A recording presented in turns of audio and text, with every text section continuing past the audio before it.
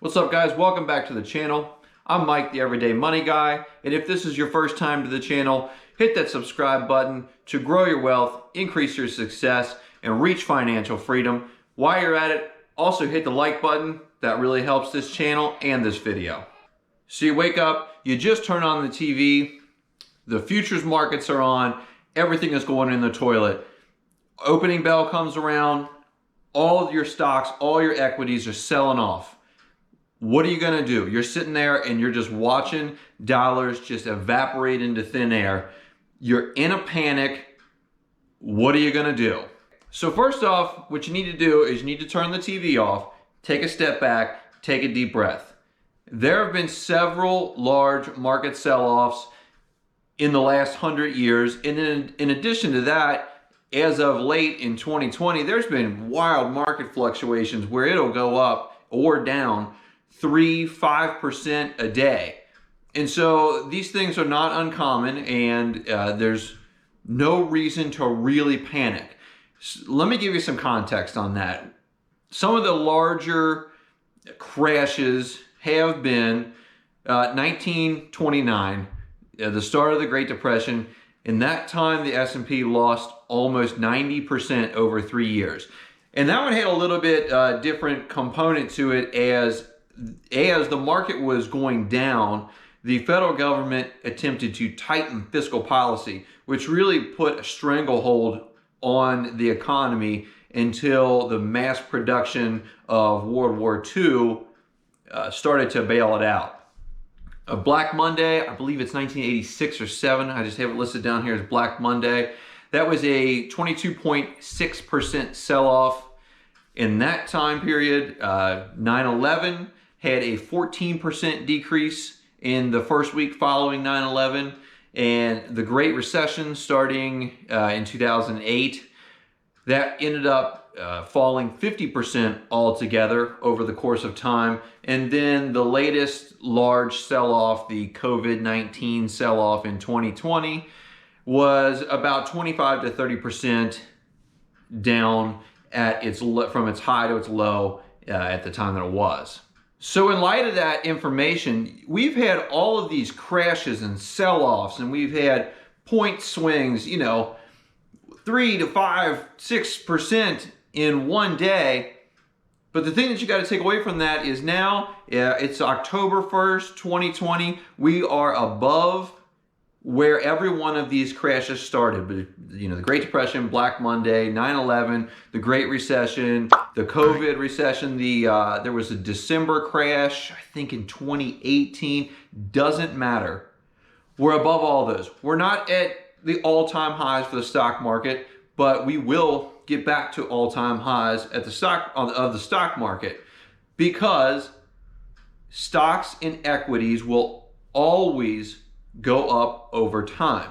Now, they're not going to go up every day or every week or every year, but just because of the nature of our capitalist economy, in one company trying to outdo another company, and then a third company coming in and disrupting those two, and then all of them trying to make better products and better services, makes the value of these companies in this country just continue to go up over time. And it has to, because if it would ever continually go down, the country would come unraveled, and then that would be the end.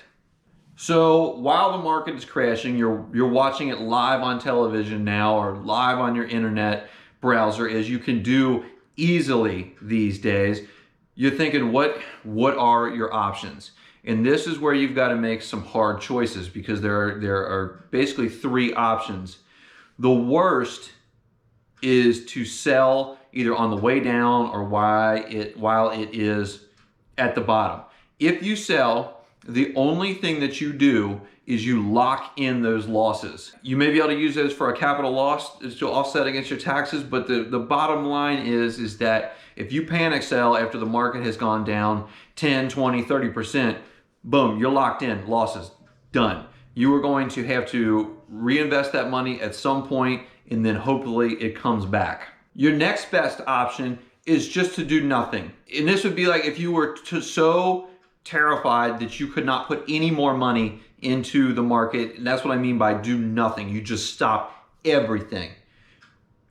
The takeaway to this is that you have only lost money on paper. If you look at your share counts or your mutual fund counts or whatever, that number is still going to be the same. If you had 1,000 shares before the crash, you still have 1,000 shares. You still own the same amount of these companies or these funds or whatever. And if you don't put any more money into those accounts, at least it will, as the market recovers, those stocks will increase in value.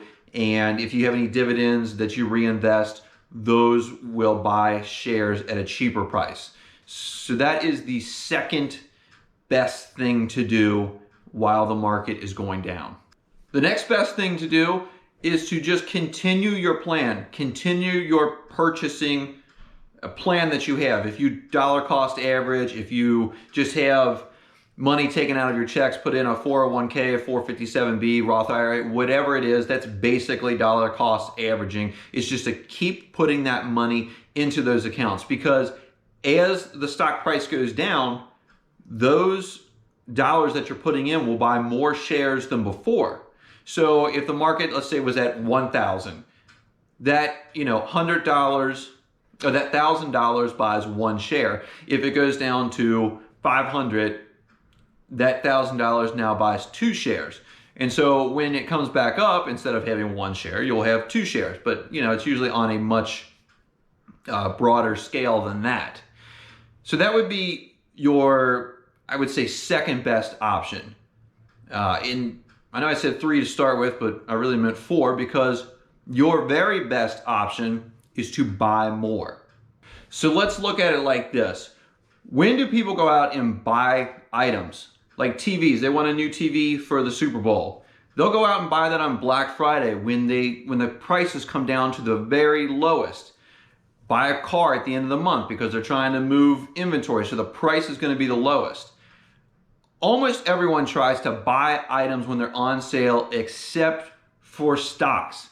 For some reason, people get freaked out when they're not at their highest levels and don't take advantage of purchasing a stock or a mutual fund or whatever when it's on sale. So your number one best thing to do would be to buy more. Every dollar that you put in is going to buy more shares than they ever have, because these stocks are on sale at that point. And that is the time to buy it, when they are on sale, because when it goes back up, and the market does have to go up, because these stocks represent, as I said in another video, real people working in real companies, and they're trying to make the best products and services to beat the other guy. So when those come back up, you will have many more shares of that company and have a lot more money in your account. Now, if you are someone that needs this money, or maybe retired or on a fixed income or whatever, and you can't lose 10, 20, 30% for a couple of years, just consider some mechanisms that will limit your loss, like stop loss orders. Those can be done just at a dollar amount, or some places will do a percentage decline amount. Just take a look inside your whatever software you're using, or speak to your broker, as well as broad-based mutual funds and ETFs, especially ones that track indexes. Those usually have broad diversification, so that one sector getting wiped out doesn't tank your portfolio. And then again, maybe think about if you're in later stages of life, bonds and things that just provide a steady amount of income, that have a lot less risk and volatility. And then finally, only invest money that you can have in the market for at least 5 years, so that you do have the time to weather that storm in case it comes. Nothing would be worse than having money that you put in the market that you need within 12 months, and you just happen to put it in right before one of those large events that we mentioned earlier in this video. So keep a long-term perspective on this. And if you need short-term money invested, there are other things like high interest savings accounts, CDs, if you want to use those, because they're usually pretty low interest. We have another video on that for where you should put your short-term money, or maybe your emergency fund. Hopefully that gives you some peace when the market is, going down, or it's just all over the place and there's all sorts of uncertainty around, try to keep in mind that these stocks are real companies with real people running them. I'll put that video on the screen. You can watch that and it'll kind of just take the mystery out of the tickers and all that, to really bring it home that there are actual people behind this and that the stock market will return and exceed the highs that it had before. I appreciate you guys watching. Don't forget to subscribe to the channel, hit the like button for me, and I'll see you next time.